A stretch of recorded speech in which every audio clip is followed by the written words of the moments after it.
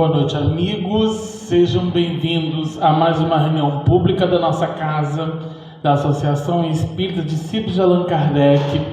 Hoje o nosso estudo está a cargo do nosso amigo Marco Antônio, que vai falar do tema O Encontro Mais Aguardado. Mas antes disso, nós vamos fazer uma ambientação do livro Pão Nosso, pelo Espírito Emmanuel, psicografado por Francisco Cândido Xavier. A lição é a número 20, intitulada A Marcha. É uma frase de Jesus, no Evangelho de Lucas, no capítulo 13, versículo 33, que diz assim: importa, porém, caminhar hoje, amanhã e no dia seguinte. E aí nós vamos às considerações de Emmanuel diante essa frase.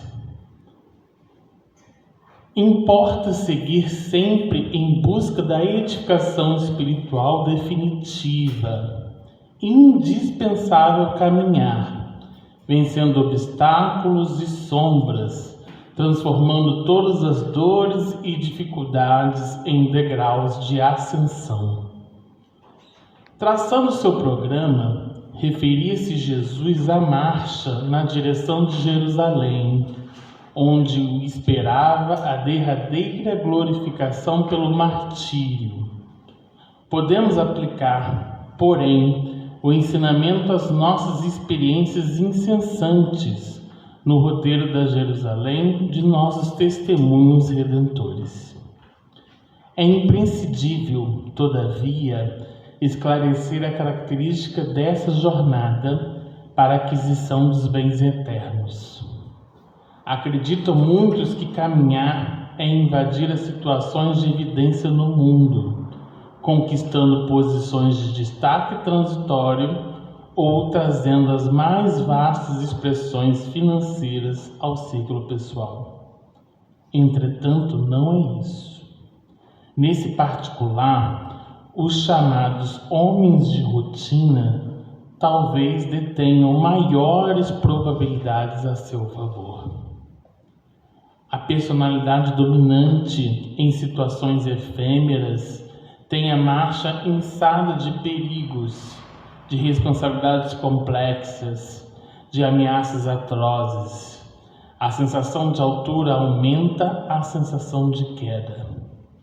É preciso caminhar sempre, mas a jornada compete ao espírito eterno no terreno das conquistas interiores.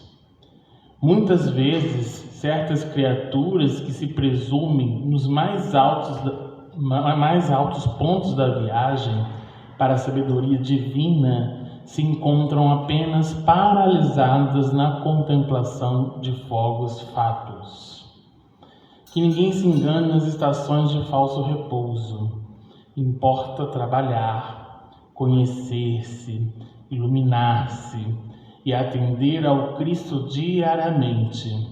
Para fixarmos semelhante lição em nós, temos nascido na terra, partilhando-lhe as lutas, gastando-lhe os corpos, e nela tornaremos a renascer.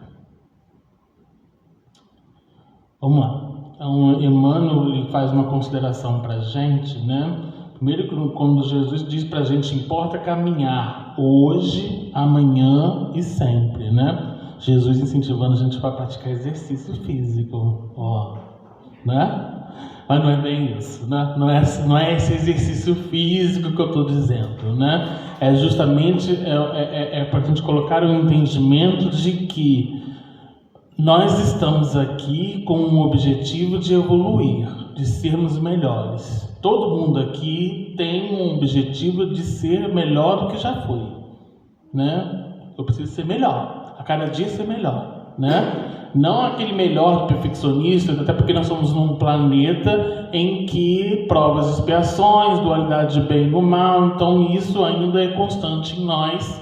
E o nosso objetivo é deixar a nossa bagagem, né, dessa viagem da qual nós estamos fazendo nesse planeta, nessa escola, um pouco mais leve. Para isso é necessário caminhar.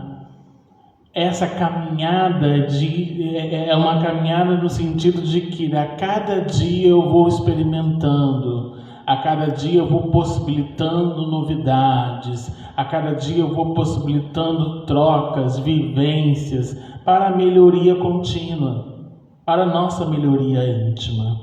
Ele até faz aqui uma alusão no nosso campo material também, né? Nós, por exemplo, na nossa juventude, a gente quer uma caminhada rumo a um sucesso profissional, e muitas das vezes essa caminhada ela é árdua, ela é difícil, né? O pessoal que faz vestibular e aí não passa de primeira e tenta depois e até chegar à profissão desejada, e muitas das vezes quando você está ali na faculdade, não é isso que eu quero uma outra coisa. Mas a vida é isso, continuar caminhando, continuar descobrindo, né? Tendo essa descoberta. É interessante de que quando a gente olha essas passagens de Jesus, naquela época não tinha a sociedade que a gente tem hoje de carro, avião, né? As locomoções, apesar de que a gente tem algumas deficiências na questão do transporte, mas hoje a gente consegue transportar, né, caminhar de uma forma até mais rápida ao nosso destino, dependendo do lugar, né? Hoje um Uber pode muito bem me programar, né, me localizar ali de um sair daqui da minha casa para ir para uma casa espírita, né? Na época de Jesus não tinha isso, era no pezão mesmo, era caminhar, né, nesse sentido. E quando a gente fala de Jerusalém era a Terra Santa. Todos caminhavam ali para Jerusalém com o objetivo de quê? Quando a gente fala de religião é religare, você trazer essa conexão nossa de indivíduo para o sagrado, para que eu justamente possa ali ter um contato com a espiritualidade, né? Ter um contato com o eu interior. Né? A religião ela permite para a gente essa conexão com o Pai Criador, com Deus, essa conexão com a palavra divina. Nessa instituição aqui, ela já está nos preparando para que a gente tenha essa conexão. E aqui Emmanuel ele trabalha na página o tempo todo, traduzindo para a gente de que estamos em luta na marcha, mas a caminhada precisa continuar. Eu não posso parar a caminhada. Machuquei o dedo. Eu não estou bem, hoje eu não vou fazer a caminhada. Estou buscando para o físico para ficar melhor o entendimento. Mas Emmanuel diz para a gente de que não é o momento de a gente paralisar, de a gente ficar estagnado. O nosso momento em que Jesus pede que a gente caminhe sempre. Aproveita as oportunidades. O que o nosso irmão vai nos dizer para que a gente possa meditar nas suas palavras, as reflexões do seu estudo, e que tudo isso que nós estamos vivenciando a partir de hoje seja ferramenta para que a gente possa traduzir essa caminhada com mais leveza. Que a cada dia que a gente caminha, eu vou conseguindo dominar ainda mais. Consigo...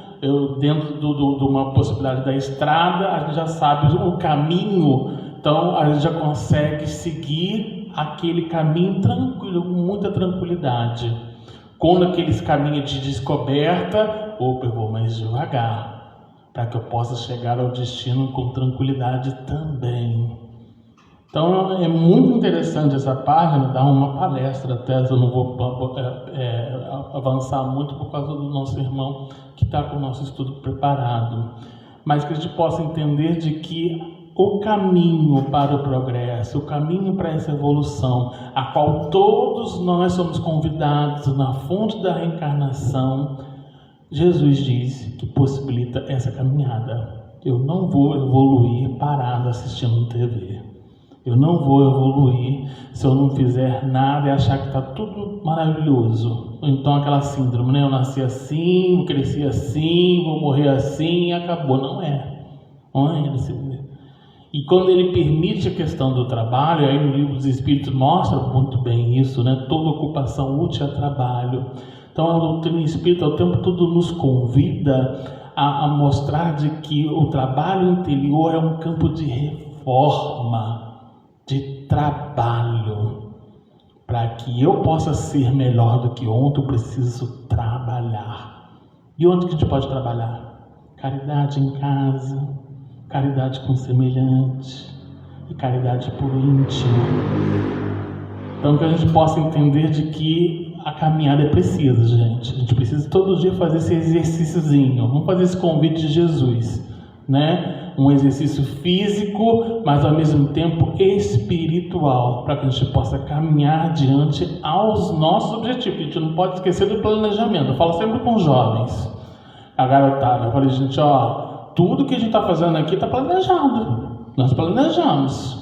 Só que a gente é tão imediatista que a gente fala assim, ok, vamos embora. Eu preciso, quero reencarnar logo. Mas a gente acordou um monte de coisa e está tudo programado. Então a gente precisa seguir esse cronograma, caminhar à frente para atingir os objetivos e ainda ser melhor. Né? Quem sabe conseguiu a medalha de ouro, né? Em época de Olimpíada, traduzir isso. A medalha é justamente o que? A conquista, a realização. Né? Então, vamos elevar nossos pensamentos. Então, agradecer ao amigo Mestre Jesus, aos amigos espirituais que nos acompanham, pela oportunidade bendita de estarmos nessa casa de caminho, aprendendo e refletindo um pouco mais das lições desse teu Evangelho. Aos amigos espirituais que nos acompanham, Bezerra Menezes, mentor espiritual dessa casa, possa orientar o nosso orador, junto com os seus amigos espirituais, que preparou com muito carinho o estudo da noite de hoje, para que a gente possa sair daqui, refletir, meditar, ao mesmo tempo levar essa passagem, levar a fonte desse Evangelho àqueles que necessitam desse consolo.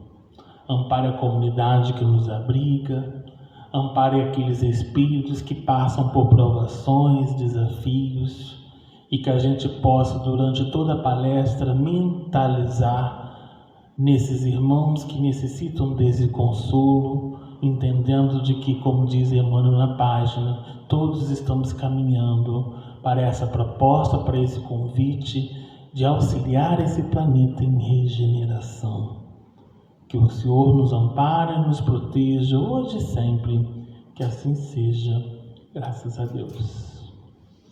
Então nós vamos passar a palavra para o Marco Antônio, que ele vai falar sobre o tema do encontro mais aguardado.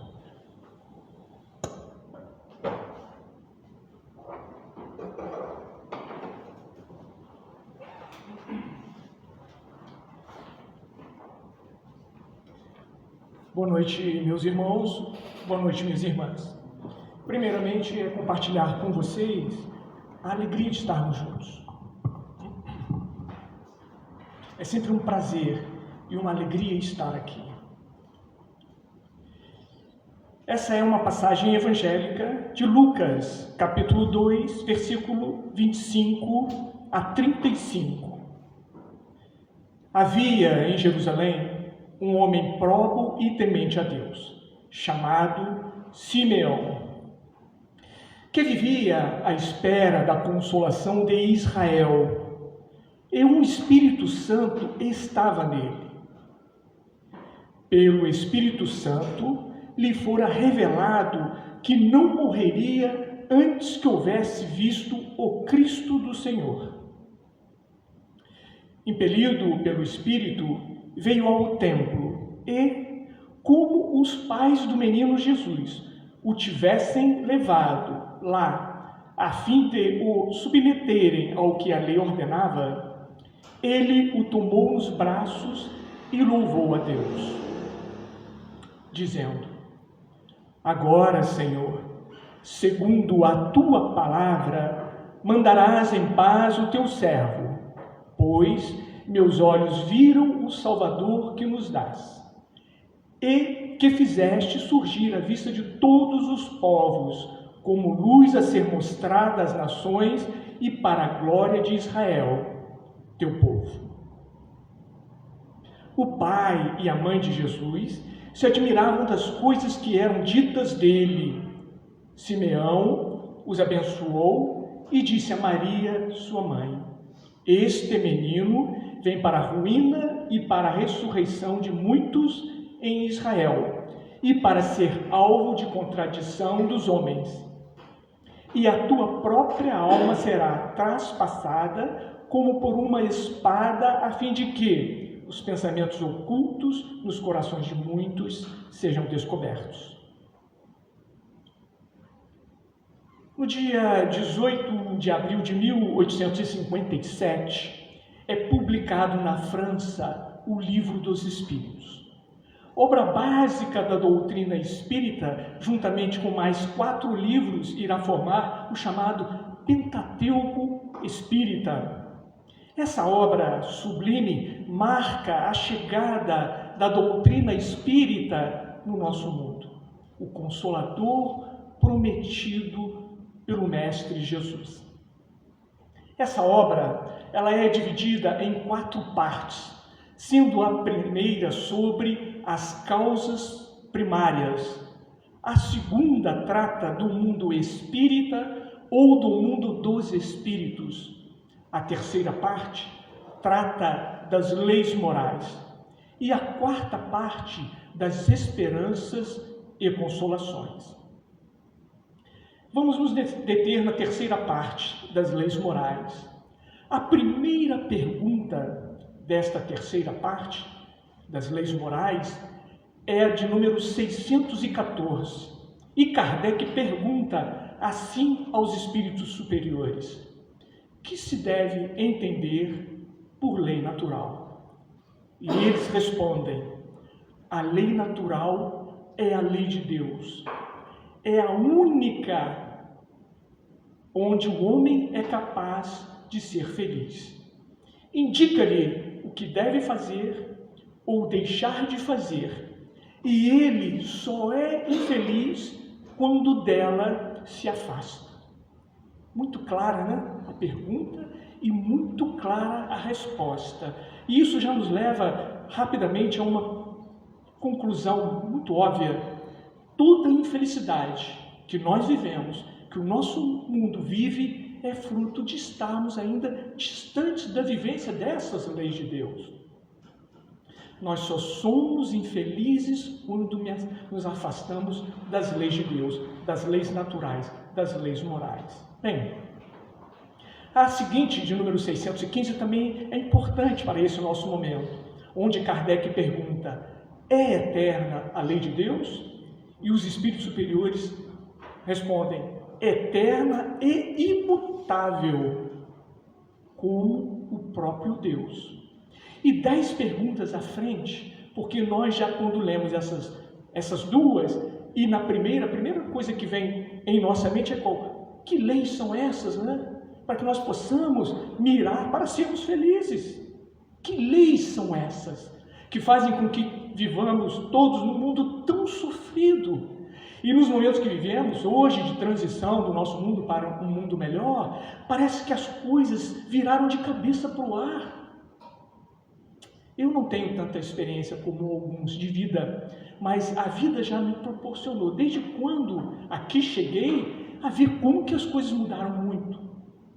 E muitas coisas que fazem com que as criaturas vivam uma ilusão muito grande, muito distante de Deus. Bem, e as 10 perguntas mais à frente, das 615 a 625, que é muito falada, muito comentada, inclusive nas nossas palestras, seminários, falamos muito dessa pergunta. A 625 é quando Kardec pergunta aos espíritos superiores: qual o tipo mais perfeito oferecido por Deus para servir ao homem de guia e modelo?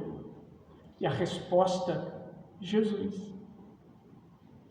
Seguir ao Mestre Jesus significa para nós encontrar a felicidade. Mesmo que ainda não tenhamos a perfeição do Mestre inesquecível ou de outros grandes espíritos que temos como referência, mas já lhe seguir os passos já significa ter uma felicidade relativa.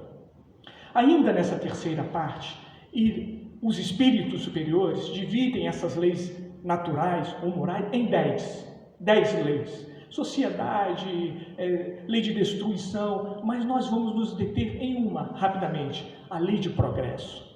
A lei de progresso, ela estabelece que nós, espíritos imortais, vamos progredir ao infinito. Saímos das mãos do Criador, simples e ignorantes, e iremos evoluir intelectualmente e moralmente ao infinito.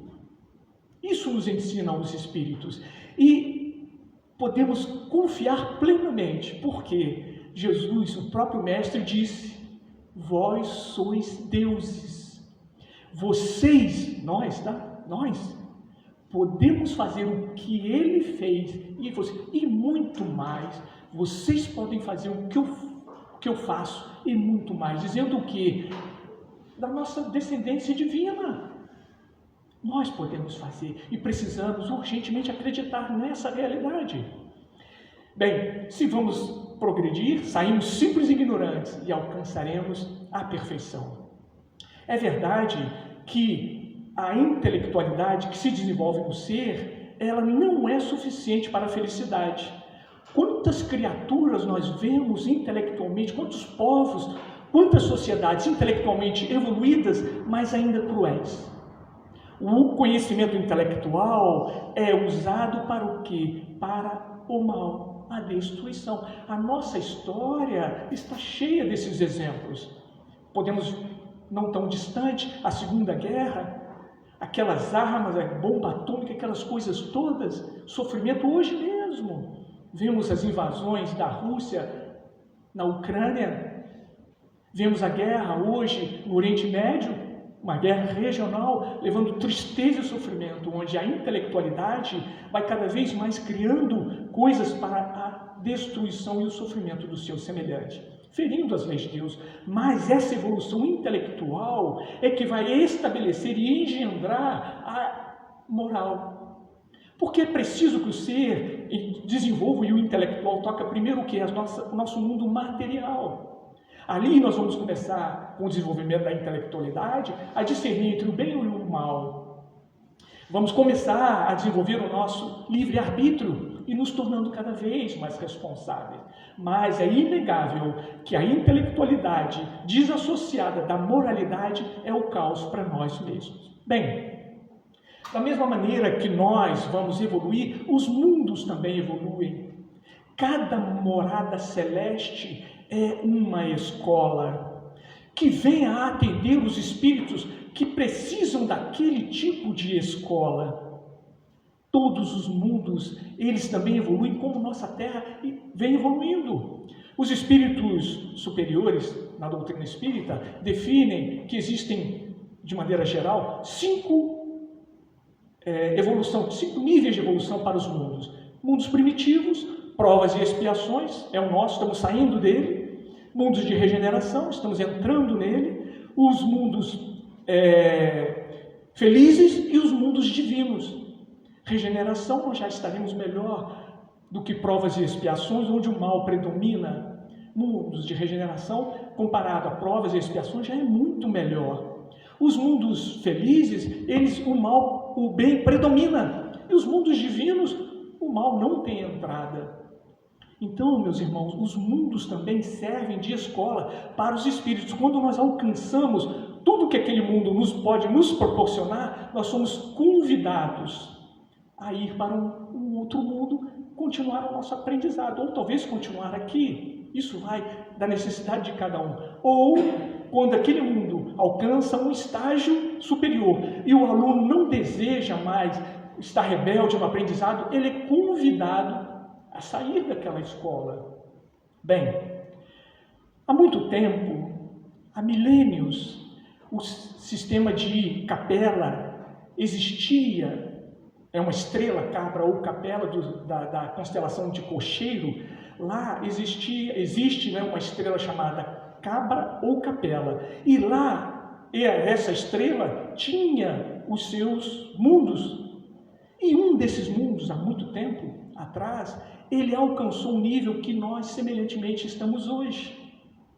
E os espíritos, semelhante a hoje, eles se revoltavam, que não queriam viver as leis de Deus, e com isso eles atrapalhavam aqueles que queriam já vivenciar o bem, já chegaram à conclusão que viver o bem é a única condição para ser feliz.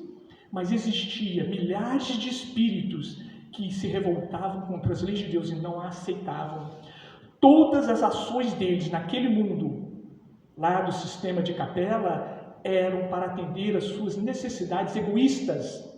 Com isso, os outros sofriam. Olhem para o nosso mundo hoje, muito parecido. A mesma situação. Um grupo sujeitando os outros a viver em situações infelizes. E como eles atrapalhavam aqueles que queriam viver no bem, eles foram convidados a deixar aquele planeta. E eles foram surpreendidos porque eles não acreditavam que aquilo iria acontecer. Alguns não acreditavam em Deus, só na força das suas conquistas materiais. E eles, na medida em que eles iriam desencarnando, eles eram surpreendidos porque eles eram recolhidos no ambiente espiritual de Capela e informados de que eles iriam ser degradados para um outro mundo inferior para continuarem o seu aprendizado. E aquilo começou a fazê-los profundamente sofredores. Milhares de espíritos, na medida em que iam desencarnando, que não tinham mais condições de continuar naquele mundo, que atrapalhavam os que queriam já vivenciar as leis morais que o Cristo veio depois ensinar para eles, teriam que sair. Essas foram as determinações dos espíritos superiores que comandam as constelações, as estrelas, os sistemas. A definição foi: vamos exilar esses espíritos a um planeta distante, mas similar, que vai atendê-los, que fica lá no sistema solar, chamado Terra. E Emmanuel fala para nós, no livro A Caminho da Luz, que a luz da estrela Capela, ou Cabra, demora 42 anos para chegar na Terra. Eles começaram a ser colocados no mundo espiritual e informados desta nova realidade. Eles entraram num processo de desânimo e sofrimento muito grande. Choravam, viam arrependidos, começaram a refletir sobre o que eles haviam feito da vida deles e o quanto eles tinham feito sofrer aqueles que os amavam. E eram informados de que só poderiam voltar ou rever aqueles que eles amavam depois de se transformarem naquela experiência que o novo planeta iria acolhê-los. Está dando para entender, pessoal? Está dando para ouvir? Qualquer coisa pode perguntar, tá? Não tem problema. Ou acrescentar, não existe nenhum problema, pode interromper, tá? Bem, o estado de espírito desses espíritos que seriam exilados era profundamente depressivo. Eles mostravam também, em telas, mostravam assim: olha, o futuro planeta que vocês irão, eles olhavam para a Terra primitiva. E eles viam primitiva materialmente, nós conhecemos pela história, né, das nossas ciências, dizem como era o nosso mundo, fisicamente, e eles olhavam aqueles que eram os habitantes naturais, os aborígenes, né, os nativos, eles ficavam assustados com aqueles seres. Falaram assim: eu vou para esse planeta, para esse lugar, sem recurso nenhum, porque eles já haviam evoluído muito tecnologicamente, cientificamente. Mas eles sempre usavam para o mal os seus recursos. Quando eles estavam na ciência, raramente as conquistas científicas eram colocadas para todos, mas apenas para acalentar o seu egoísmo. Quando na filosofia, eles difundiam filosofias que levavam as criaturas a desastres morais terríveis. Quanto nas artes, eles incentivavam, através das artes, a luxúria e o sexo desregrado. E quando eu li isso, eu achei muito interessante, porque não tem muito tempo, acho que vocês vão se recordar, no nosso querido Brasil foi feita uma exposição de arte, onde havia parte sexual desequilibrada, e eles chamavam aquilo de arte. Não tem muito tempo. E aquilo era muito triste. Quando eu vi, e foi financiado por um grande banco, quando eu vi aquilo, eles chamando de arte, eu falei: não, isso não é arte, isso é um momento que vivemos, perdidos. E lá eles usavam a arte lá em Capela, para levar as criaturas ao desregramento sexual. Todas as vezes que nós ferimos as leis de Deus, nós nos tornamos alvos fáceis daqueles que desejam nos escravizar. Recentemente, eu participo de reunião mediúnica há muitos anos, e na reunião mediúnica que nós trabalhamos atualmente na Associação Espírita Estudando a Verdade, aqui no São Lucas, não muito longe daqui, e nas nossas reuniões, numa delas, o Espírito se manifestou, mas numa vibração terrível, muita maldade, desequilibrada, ele falou assim, olha, e criou uma confusão, assim, tivemos que ter muita firmeza do grupo para receber aquele irmão. Ele falou assim, olha, eu sei que eu vou ser exilado. Olha o que ele falou para nós. Eu sei que eu vou ser exilado. E nós vibramos para uma determinada pessoa que estava com problemas e nos procurou pedindo ajuda. Falou, eu sei que vou ser exilado. E fomos conversando com ele, falou, mas por que então? Muda. Não, eu já vou ser exilado, mas você vai chegar lá melhor. Faça a opção por seguir ao Cristo, porque as leis são imutáveis e universais. Ele falou, não, eu quero desequilibrar o máximo possível, porque aqueles que eu conseguir desequilibrar serão meus escravos nessa nova experiência nesse mundo primitivo. Então, quando ferimos as leis de Deus, entramos na vivência dos desequilíbrios, nós somos alvos fáceis para serem abusados por esses irmãos que, infelizmente, ainda não compreenderam o valor de seguir ao Mestre e de viver os ensinamentos que ele trouxe para nós. Bem,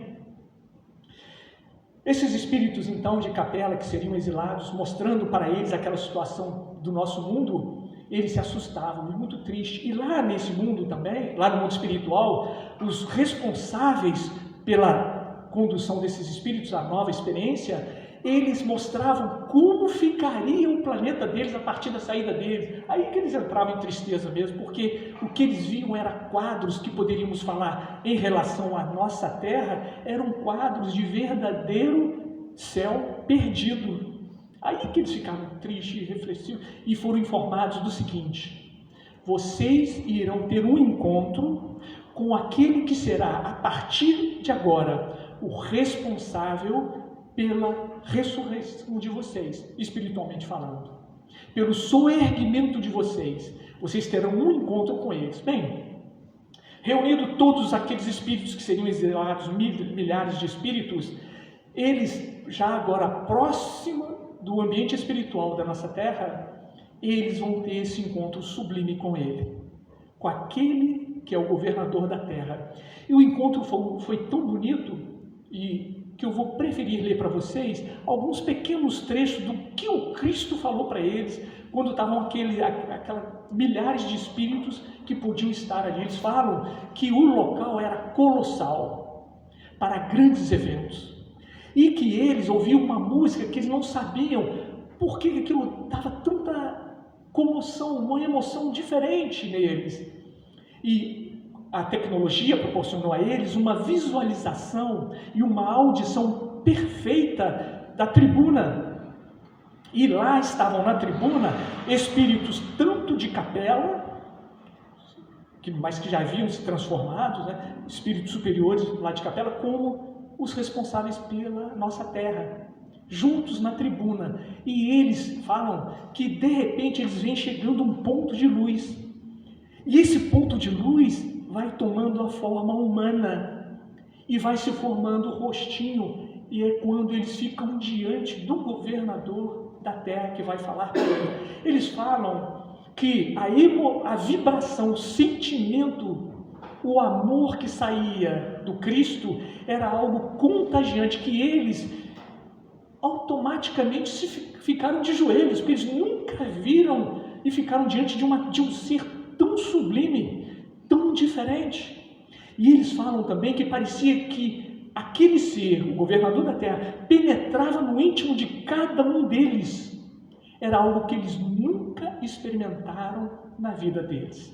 Era algo, eles choravam sem entender por quê. Eles sentiam as emoções sublimes que eles nunca tiveram. Se até então eles se achavam incompetentes para o desafio que estava sendo proposto, porque o desafio de vir para a nossa Terra era o desafio da transformação deles e nos auxiliar. Esse era o desafio. Nesse processo deles se transformarem, eles iriam ajudar os nativos a evoluírem. Essa era a proposta. E é assim. O mundo, o universo vive numa perfeita fraternidade, mesmo que não consigamos perceber isso em algum momento. Até do mal Deus sabe tirar o bem. E eles, a partir do momento em que eles estão nesse encontro com o governador da terra, eles passam a acreditar. Olha as emoções que começam a brotar no coração deles. Eles passam a acreditar que eles serão capazes de se transformarem e ajudar aqueles que são os nativos da terra. Eles antes sentiam medo, desânimo, não conseguiam. Quanto tempo, quantos séculos eu vou ficar lá naquela terra? Quantos milênios eu vou ficar?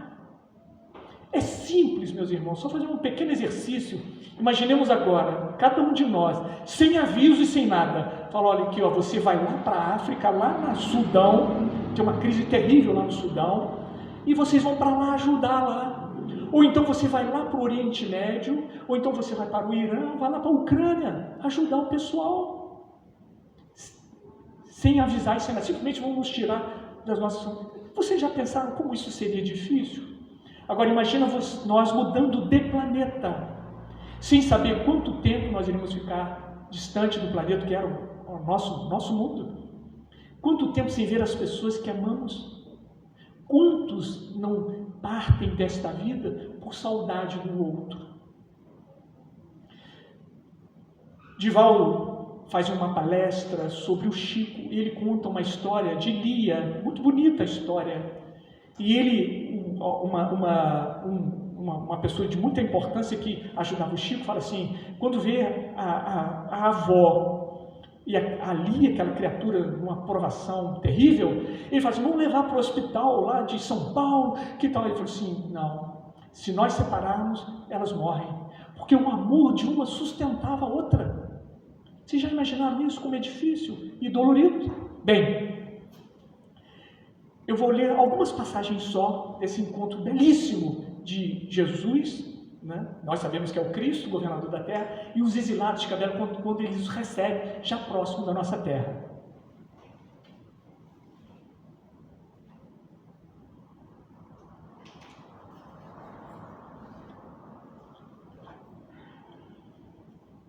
Benditos irmãos que meu Pai entregou em minhas mãos, debravemos juntos os terrenos deste planeta, que é a escola de almas em benefício dos seres que abriga, a fim de que conheçam de forma consciente a bondade daquele que os criou e que os ama, mesmo antes de poderem compreender a existência própria. Inúmeras oportunidades de trabalho lhes aguardam para que possam se refazer do desprezo com que lidaram com as possibilidades oferecidas aos seus espíritos para refletirem a sabedoria e a inteligência daquele que gerou em vocês a capacidade de amar e de criar. Venham em nome do seu amor, do amor de Deus, nosso Pai, convidados diretamente para construirmos uma estrada de experiências para esses irmãos pequenos que começam a dar os primeiros passos rumo às responsabilidades que o Pai determinou aos seus espíritos e para cumprirem os deveres que lhe cabem, bem como a todos nós de lealdade ao seu amor no concerto da vida. Sei que na intimidade de cada um se encontram dúvidas e incertezas, mas é imprescindível abraçar a dinâmica da vida, da vontade dele, que é a única meta pela qual devemos direcionar nossas vidas. Esse é o caminho para que possamos criar o estado de felicidade imperecível, atingindo a possibilidade de refletir-lhe a presença por meio de nós mesmos e cumprir-lhe as determinações sábias e justas. Lembrem, né, da pergunta 614? A única forma de sermos felizes é vivendo as leis de Deus. Quanto trabalho a fazer, quantas dificuldades a vencer, mas nada disso será maior do que a recompensa de poder erguer seus próprios espíritos, do que, como filhos pródigos, não souberam utilizar as riquezas que nosso Pai lhes entregou, desperdiçando o poder de se transformar e se edificar para a vida imperecível. pela felicidade e renovação de seus espíritos, venho hoje pedir que se coloquem à disposição de servirem em nome do amor do nosso Pai por todas as suas criaturas. Olha o que Jesus fala para eles. Tudo farei para que possam vencer as imperfeições e limitações que carregam. O que o Cristo falou lá naquela época vale para nós hoje e para todos o sempre. Ele tudo fará para que nós possamos nos encontrar com Deus, para que possamos ser verdadeiramente felizes. Chegará o dia em que retornarão ao paraíso perdido, quer dizer, capela, né? Do seu orbe de origem, laureados pela renúncia e pelo trabalho árduo com que construíram a subida aos montes da elevação e da paz. E para que não se sintam sós, olha a promessa que ele vai fazer para eles. Eu mesmo estarei um dia com vocês na face da terra, para relembrar-lhes o compromisso agora firmado entre o meu coração e o seu, e o de vocês. Para relembrar-lhes o compromisso agora firmado entre o seu coração e o meu, que já os ama e reconhece que empregarão suas vidas em benefício dos novos filhos do coração entregues a mim pelo meu Pai. Olha que lindo, né? Eu que já os amo. Aquelas criaturas cheias de imperfeições, revoltadas. E o Cristo já fala para eles lá, antes deles começarem a reencarnar. Eu já os amo. Nos dias em que eu estiver junto de vocês, muitos recusarão o meu amor e ainda me entregarão ao martírio, para que fique profunda e indelevelmente gravada em seus espíritos a lição de que só por meio da renúncia em favor da felicidade alheia poderemos refletir o sagrado amor que o Pai tem por todos nós. Essas minhas palavras de comprometimento serão lembradas pelos profetas, a fim de que possam identificar-me junto de seus passos e perceber que estarei com vocês no trabalho de edificação e desenvolvimento de mais uma morada celestial, que um dia brilhará no meio de tantas outras que se identificam com as leis que nosso Criador determinou para o universo. Recebo-lhes em meu coração e os amo para sempre. Lindo, né? Muito bonito, né? É muito bonito o que o Cristo fala para os exilados. Bem, nós estamos agora no ano 393 a.C. É o soberano Acor no Egito. Ele vai reinar do ano 393 até o ano 380. Ele tem um dos seus conselheiros principal chamado Aemon. E ele era um sábio, ele era médico, ele era físico, matemático, astrônomo e dono de um coração ímpar, amoroso. E ele era tão desenvolvido para o seu tempo que o próprio soberano Acor, muitas das vezes, tinha dificuldade de entender as suas ideias avançadas. E isso iria acontecer naquela linda manhã, quando ele chega no palácio. E Acor diz para ele: o que você tem para mim, Aemon? E ele, feliz, os olhos brilham, ele abre os papiros e fala para ele assim: mapas estelares. Ele falou assim: mapas estelares? Diz o Acor. Ele fala: sim, meu soberano. Esses aqui são mapas. Aí ele abre. Fala: esses eu consegui mapear, meu mapa tem mais de 500 estrelas. Ele fala assim: mas para que serve isso? Aemon: meu soberano, isso tem muitas utilidades. Olha, nós podemos prever eclipses, ajudar na navegação, nós podemos prever mudanças de clima, orientar plantações. Aí ele falou assim, inclusive eu consegui prever quando virá o Messias dos judeus, do povo judeu, do povo. Ele falou assim: Acor, não, aí é demais, né, amor?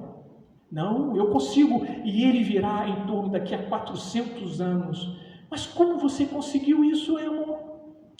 Com esse instrumento, ele mostra um instrumento que ele usava inclusive para as construções, que era vamos dizer assim, o antepassado do astrolábio, que ele mesmo, numa existência futura, iria melhorar. Bem, mas com isso você consegue essa precisão toda com ele? Consigo. E ele virá dentro de uns 400 anos, o grande Messias. Bom, ele fala assim, mas amor, você tem certeza disso tudo? Eu tenho. Não, deixa aí que eu vou depois, vou ver o que eu faço com isso. Porque ele não conseguia perceber. E ele já fez um mapa com 500 estrelas, amor.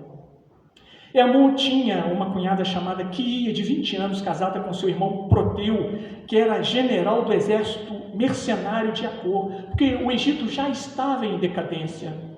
Ele seria depois dominado pelo próprio Alexandre o Grande. Por volta do ano 336, Alexandre o Grande se torna, com 20 anos, o imperador da Macedônia. E ele irá depois tomar o Egito e irá fundar a cidade chamada Alexandria, no ano 332. Bem, e ele tinha essa cunhada, que chamava Quia, e era uma médium. E ele, como havia convivido numa comunidade dos judeus, que mais tarde viria a ser chamada de uma comunidade essênia, ele tinha todo um conhecimento da espiritualidade, da mediunidade. E ele, através da mediunidade da Quia, ele vem a descobrir que no passado ele foi nada mais, nada menos do que Khufu. Khufu é o que nós conhecemos por Quéops, o grande faraó, considerado uma das maiores personalidades do Egito Antigo. E ele reinou por 23 anos, do ano 2589 até o ano 2566. E ele foi muito mal. Quando ele foi Quéops, ou o faraó Khufu, ele teve um grande amor na sua vida, já naquela época, que na realidade veio desde quando ele foi degradado. Chamava Nájila, que era uma sacerdotisa de um templo daquela época. E eles eram amantes, só que a sacerdotisa não podia ter relações sexuais com ninguém. Ela tinha que ser casta, mas era tudo escondido. E eles tinham um filho, foi se chamar Chefrém, que naquela existência que ele era o Ayamon, era o Acor. Bem, esse era um amor muito profundo que os unia muito.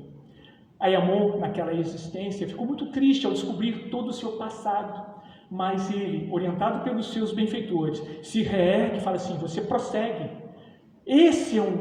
Você, há mais de 2000 anos, você hoje é outro irmão, segue disseminando bem. E ele relata nessa sua existência como Ayamon o seu desejo de encontrar com o Messias. Ele falou, eu ficaria tão feliz se eu pudesse encontrá-lo. E ele chorava quando falava da possibilidade de se encontrar com Jesus. Bem, a sua existência como Ayamon vai chegando ao final. Ele retorna à pátria espiritual no ano 382, é acolhido numa casa do mundo espiritual e muito bem acolhido porque ele deu conta da sua existência. E lá, quando ele desperta numa manhã, a sua benfeitora da última existência, chamada Abigail, fala assim, e você como está se sentindo muito bem? Ele falou assim, eu estou me sentindo muito bem, hoje eu estou muito bem. Ele falou, tem uma visita para você. Ele, quem é? Era Nájila, o grande amor da sua vida. E eles encontram num jardim muito bonito, ela fala, meu amor, como eu senti a sua falta. Ele falou assim, eu também, nossa, como é difícil viver sem você. Mas foi bom pela renúncia de vivermos existências separadas, porque agora nós podemos voltar ao nosso paraíso perdido, à nossa casa. E ele fala assim, voltar ao nosso paraíso perdido? Oh, Nájila,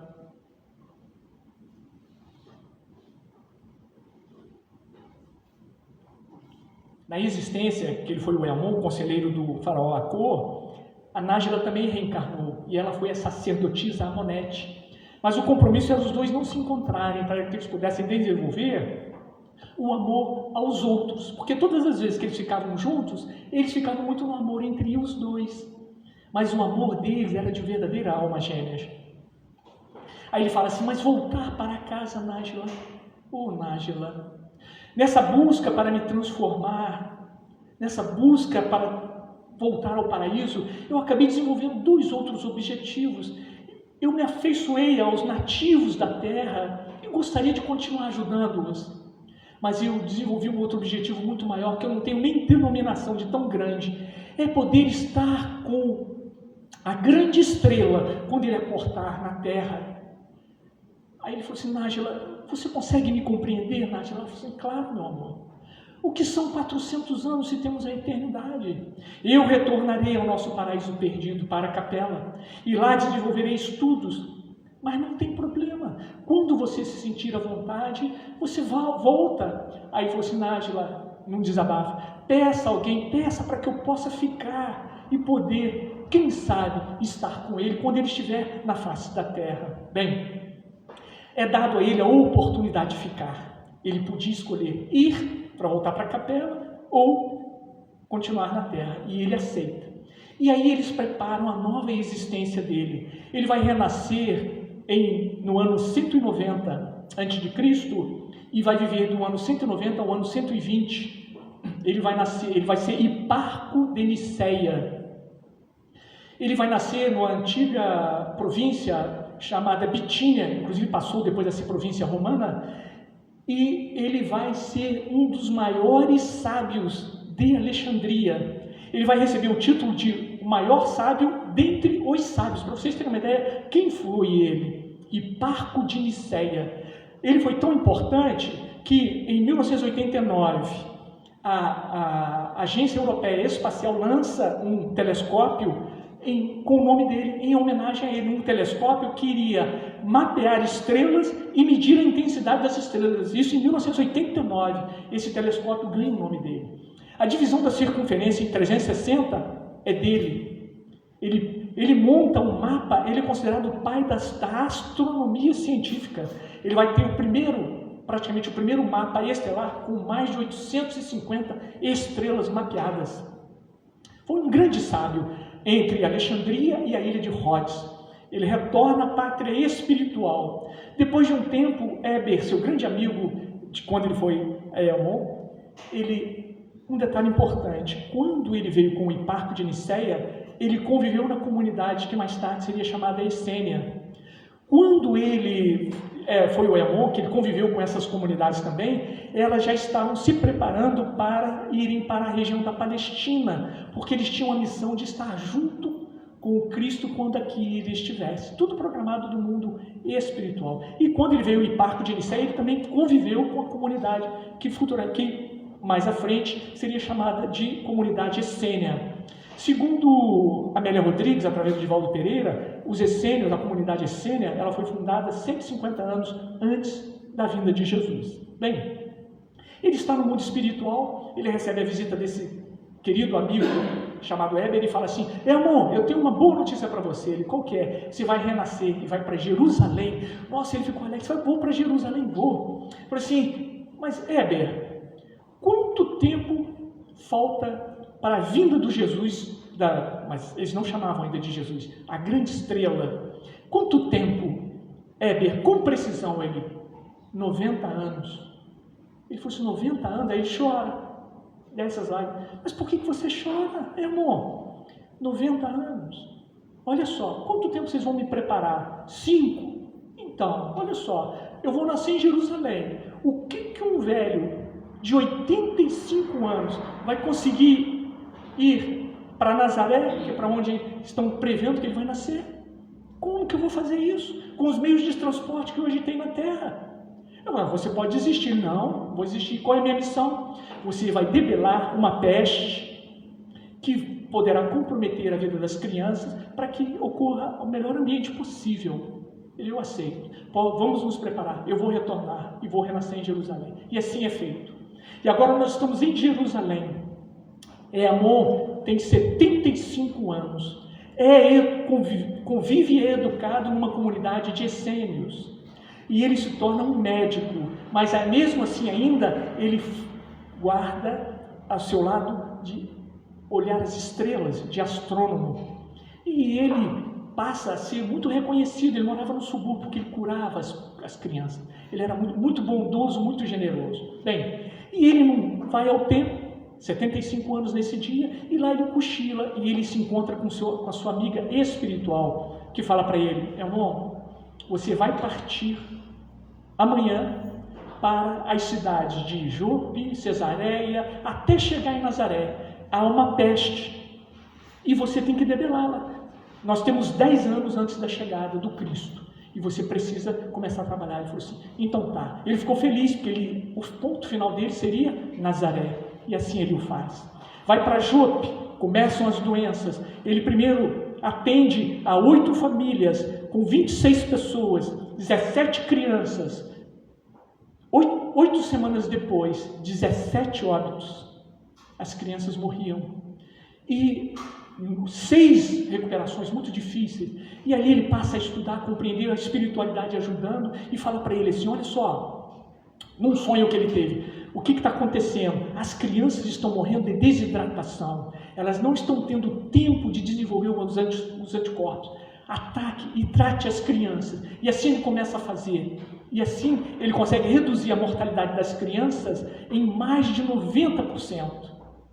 E assim, depois de 2 anos, ele, sanado Jope, ele começa a subir, ir norte, em direção a Galiléia. Ele queria chegar em Nazaré. E assim ele vai fazendo todo o seu percurso, combatendo e eliminando a peste que matava as crianças. E ele chega em Nazaré. Depois de 1 ano de trabalhado em Nazaré, a peste desaparece. Ele vai na sinagoga agradecer a Deus, a confiança depositada nele. E quando ele está lá orando, entra alguém muito revoltado com os romanos que lhe cobraram impostos, e ele não estava em casa. Levaram as coisas da família, inclusive a ovelha, a única que ele tinha, onde a sua esposa iria tecer as roupinhas e tirar o leitinho para a criança que iria nascer. E o coração do Eamon, quando ele ouve aquele homem procurando o rabino e contando aquela história, aborrecido com tudo aquilo, o coração dele dispara. E o rabino fala, quando ele pede uma orientação ao rabino, o que fazer, rabino? Diante desses romanos, não faça nada, porque você poderá perder coisas piores ainda. Ele falou, mas não é possível, ainda bem, confia, José, o nosso Salvador virá. Eu acredito mesmo, eu tenho a minha fé, e falaram para mim que esse Salvador é a minha esposa que carrega. José, eu já falei para você não falar essa história blasfema. José, aí ficou aborrecido, nem se despediu do rabino, e Eamon, com o coração batendo intensamente, parte atrás e cerca, consegue alcançar. Ele fala, José, eu vi por um acaso a sua conversa, o que aconteceu. Ele falou assim, de onde você é? Não, sou de Jerusalém. Aí conta toda a história dele, e fala assim, você acredita nesses sonhos? Ele falou assim, eu acredito, José, eu sonho em sonho, eles me orientam como curar as crianças, eu acredito no seu sonho. A sua esposa carrega a grande estrela. Ele falou assim, mas agora, o que eu vou fazer com a grande estrela? Eu não tenho nem ovelha, que a minha esposa iria tecer as roupinhas e tirar o leitinho. Ele falou assim, José, eu tenho algumas economias, eu vou buscar. Para onde foi o cobrador de impostos? Foi para lá. Ele vai atrás do cobrador, consegue achar, compra a ovelha de volta e leva na casa de José e bate, José, aqui está a ovelha, José. Aí ele fala assim, muito obrigado. Ele fala assim, eu poderia ver a sua esposa, aquela que carrega o Messias? Aí ele vai lá, volta, ela não se sente bem diante daqueles que não seja eu. Não tem importância, será que ela poderia falar alguma coisa? Antes que José falasse, ela fala assim, vai em paz. Ele ficou felicíssimo. Ele volta para sua casinha em Nazaré. Aquela noite ele nem dorme direito de tanta alegria. Por quase 1 hora ele chora de alegria, porque ele estava ali. E o José falou assim, não vai passar de 1 lua. E Jesus, aí já fala o nome, Jesus vai nascer. Aí ele falou assim, eu posso visitá-lo? Claro, pode vir. Aí ele, naquela noite, ele não consegue conciliar o sono, chora de felicidade. Ele falou assim, eu estou pertinho. O grande encontro vai acontecer. E o que acontece? Durante o sono, a sua benfeitora se manifesta e fala assim, você vai precisar voltar para Jerusalém. Ele falou assim, não, vocês estão brincando comigo. Eu falei, não, você vai voltar para Jerusalém. Mas olha só, eu estou aqui pertinho, só menos de 1 lua, eu posso visitá-los então amanhã antes de ir embora? Não. Antes do sol nascer, você vai embora. Aquele que tem a verdadeira fé segue as orientações divinas. Volte para Jerusalém com urgência. Aí ele fica chateadíssimo, ele pega junto as coisinhas dele e ele ganhou uma pedra preciosa de um grande homem de Nazaré, ele curou o filho. E ele passa na casa de um amigo que lhe ensinou a curar, fala assim, você entrega essa pedra para José, fala o nome completo, né? José tal, como um presente que o filho que vai nascer daqui a mais ou menos uma mulher, claro que eu entrego, e parte para Jerusalém. Quando ele chega em Jerusalém, ele não consegue mais dormir. E aí, naquela primeira noite, ele chega, ele monta o seu equipamento e olha para o céu. Quando ele olha para o céu, como que ele descobriu calcular os 400 anos que eu falei no início? Quando houvesse o alinhamento de certas estrelas que iriam despejar em direção à Terra uma quantidade de energia que iria favorecer a vinda do Cristo. E ele vê o alinhamento. Aí ele tem um ataque do coração, porque ele fala assim, Jesus está entre nós. Ele tem um ataque do coração, ele é socorrido, e quando ele acorda, há um jovem fala assim, nossa, eu acredito que o senhor conseguiu resistir, o senhor tem mais de 50 anos. Ele falou, não, eu tenho 85. Como o senhor conseguiu resistir? Eu consegui resistir, mas o senhor vai ficar 40 dias de repouso absoluto. E ele era uma pessoa muito querida. E as pessoas passavam, os 40 dias ele cumpriu. E ele ia lá, cuidavam dele. Quando chegou no 40º dia, a sua mentora espiritual se manifesta para ele. Fala assim, eu vim te buscar. Falei, você veio me buscar? Eu falei, vim. Então está na hora de eu partir? Tá. Mas olha só, antes, você vai para o templo. E vai rápido. Por quê? Mas por que eu vou no templo agora? Você vai hoje para o templo. Porque hoje... Por que você infartou? Por que você passou mal? Amor, esqueceu? Aí ele se lembrou. Era a chegada de Jesus. E no 40º dia, era o dia de purificação da mãe, de apresentação da criança no templo. E ele parte em correria. Tão logo foi possível para o templo. E quando lá ele chega... Ele vai subindo, ele vê o José, e José olha para trás, o vê, e antes que ela apresentasse o menino Jesus para os sacerdotes, ela se vira e entrega para ele o menino. Ele abraça aquela criança, ele beija os pezinhos, ele molha a fronte do Cristo com as suas lágrimas. A alegria era incomum. E ele se perguntava, mas como que ele sabia disso tudo? Por que ele se apaixonou? Ele estava entre aqueles exilados quando Jesus falou para ele todas aquelas coisas, e ele beija aquela criança e devolve aos pais. E ele sai andando, só que ele foi carregado com tantas energias que o pé dele não tocava o chão, ele estava a alguns centímetros, mas ninguém via por causa da túnica que era grande. Ele chega em casa e deita na sua caminha, ele fica alguns centímetros também em cima em função das energias, e naquela noite ele desencarna e retorna à pátria espiritual e retorna ao seu mundo, ao seu paraíso perdido, juntamente com Nájila, o grande amor da sua vida. Bem, meus irmãos, essa história de Amon, que veio de Capela, todo esse tempo que ele faz para se recompor diante das leis de Deus, dos ensinamentos do Mestre Jesus, é a nossa história. E é a possibilidade que todos nós temos hoje de poder fazer esse encontro, seja de que forma for. Talvez não vamos poder abraçar o Cristo, porque um evento como esse, da materialização de um ser tão luminoso na face da Terra, é algo incomum. Mas nós podemos ter o nosso encontro com Ele. E somente quando conseguimos esse encontro é que nós conseguiremos ser felizes. Agora, esse encontro não precisa ocorrer quando nos tornarmos perfeitos, não. Porque assim como ele fez com os nossos irmãos de Capela, que traziam consigo todas as imperfeições, e ele já disse para eles, eu os amo, ele também já nos ama. A essa hora tão crítica que vivemos no nosso mundo, o que se pede para nós é fidelidade, esforço constante, determinação para viver os ensinamentos de Jesus. E aí já conseguiremos ter a nossa felicidade relativa e sermos felizes. O que eu desejo para mim e para todos vocês é que nós consigamos manter essa fidelidade e continuar lutando. Mesmo que venhamos a cair, quem de nós não caiu? Quem de nós não tem maus pensamentos? Quem de nós não tem que lutar cada dia, cada instante, com pensamentos equivocados, absurdos às vezes? Às vezes a gente tem até vergonha dos pensamentos que nos visitam. Mas somos imperfeitos. E nós estamos aqui para lutar. E peço a Deus que fortaleça todos vocês, para que todos vocês consigam, porque eu não vejo outra possibilidade para a nossa humanidade e para cada um de nós sermos felizes fora dos ensinamentos de Jesus. Eu desejo a vocês toda a paz e toda a harmonia e que vocês retornem para suas casas felizes e tranquilos e animados para continuarem lutando e caminhar para esse encontro com a figura inesquecível de Jesus.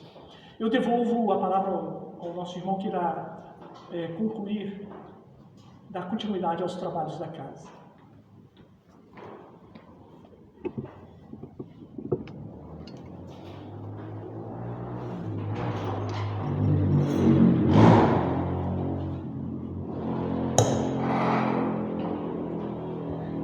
A gente estava comentando ali, né? A página inicial tem tudo a ver, né? Com isso tudo, né? Na verdade, não brinca, né? Está sempre antenada e a gente anotando tudo, refletindo tudo para que a gente possa dar uma continuidade ao nosso compromisso, né? Agradecer ao Marco Antônio, né? Por nosso estudo da noite de hoje, né? Já vamos assinar o contrato do ano que vem, né, Marco Antônio? Marco Antônio é disputado, então já vamos deixar assinado já o contrato do ano que vem, para que ele possa estar aqui com a gente, tá? Próximo domingo, que é a nossa reunião pública, vai ser com Anderson. O Anderson vai falar sobre o egoísmo. Então, dia 11, a nossa palestra às 9 horas vai ser com o nosso amigo Anderson, que vai falar sobre o egoísmo. Nós temos uma novidade na quarta-feira. No dia 21 de agosto, toda terceira quarta-feira do mês, nós vamos fazer, ao final das palestras, nós vamos vender pizza frita. Então, aqueles que desejarem, né, tragam aqueles que gostam de pizza. Eu adoro pizza frita, gente. Então, tragam amigos, né, parentes e tal. Nós vamos abrir a casa, vai ter a palestra normal no dia 21 de agosto.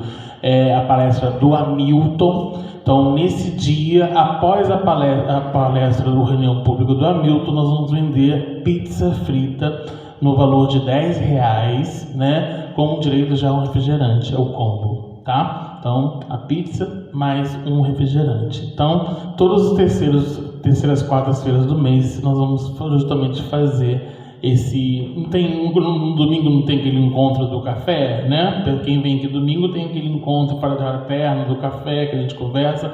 Na quarta-feira, nós estamos esquematizando isso nas terceiras quartas-feiras do mês, com a venda da pizza frita, e também fazer esse encontro fraterno também no dia 21, reunindo. Então, façam um convite aí aos amigos, aqueles que gostam da iguaria, que é de Volta Redonda, né? Quem é de fora fala assim, que é isso, né? Eu me lembro bem que o Jorge Alahá teve aqui em Volta Redonda, acho que foi ano passado, se não me engano, tá? O Camilo Luiz falando sobre a pizza frita, ele falou, que é isso?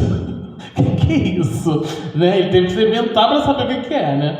Então, é uma iguaria nossa, então a gente, pessoal da comunidade, nós vamos divulgar ao máximo também, para que a gente possa justamente, mas o objetivo é justamente trazer novamente, vir a galera para a gente possa sentar e abraçar almas, abraçar aqueles companheiros que estão distantes. Então, quem está nos assistindo pelo Facebook, dia 21 de agosto, nós vamos fazer até a palestra do Hamilton, né? O Hamilton vai falar sobre milagres do Evangelho, é a palestra dele, e após a palestra do Hamilton, após o passe, né? Nós vamos vender a pizza frita com um valor de R$10, que é o combo, a pizza mais o refrigerante, tá? Qualquer coisa a gente vai divulgar nos nossos canais de divulgação. Quem tiver dúvida também, só conversar com a gente, conversar na secretaria. Quem está no Facebook, mandar uma mensagenzinha que a gente retorna, tá bom? Os estudos da casa continuam normais, né? Nós estamos em estudos online, estamos em estudos presenciais. O estudo de amanhã vai ser na Caminho da Luz, né, Marta? Amanhã sistematizado vai migrar na atividade do A Caminho da Luz. Então vai ter amanhã aniversário do Centro Espírita Caminho da Luz. Vai ter o César Reis, né? Professor César Reis vai estar lá. Então, quem desejar também comparecer, essa casa aqui também é muito importante para o movimento espírita, fica aí o convite, tá? Então, vamos elevar nossos pensamentos, agradecer ao amigo Mestre Jesus, a oportunidade bendita de estarmos nessa casa de caminho, mais uma vez refletindo, meditando, para que a gente possa sentir e viver a mensagem do Evangelho e edificar essas lições no contato e nas ações em família, na sociedade e no íntimo. Pedimos amparo e proteção àqueles espíritos que passam por dificuldades, provações, desafios, sejam elas no campo material ou no campo espiritual, que a gente possa mentalizar nesses espíritos, para que a gente possa dar prosseguimento, dar continuidade ao convite que nos foi enviado de auxílio na transição desse planeta. Agradecemos também a oportunidade de estarmos numa casa em que abriga aqui na comunidade do Eucaliptal e que a gente possa vibrar por todos os nossos vizinhos, aqueles que justamente auxiliaram na implantação da divulgação do Evangelho, na divulgação da doutrina espírita há mais já de 73 anos, e que a gente possa vibrar e irradiar por todos os trabalhadores, colaboradores e frequentadores dessa instituição. Que o Senhor nos abençoe e nos proteja hoje e sempre, que assim seja, graças a Deus. Meus amigos, aqueles que desejarem ao passe, só aguardar que serão chamados, tá bom? Tenham todo mundo uma boa noite.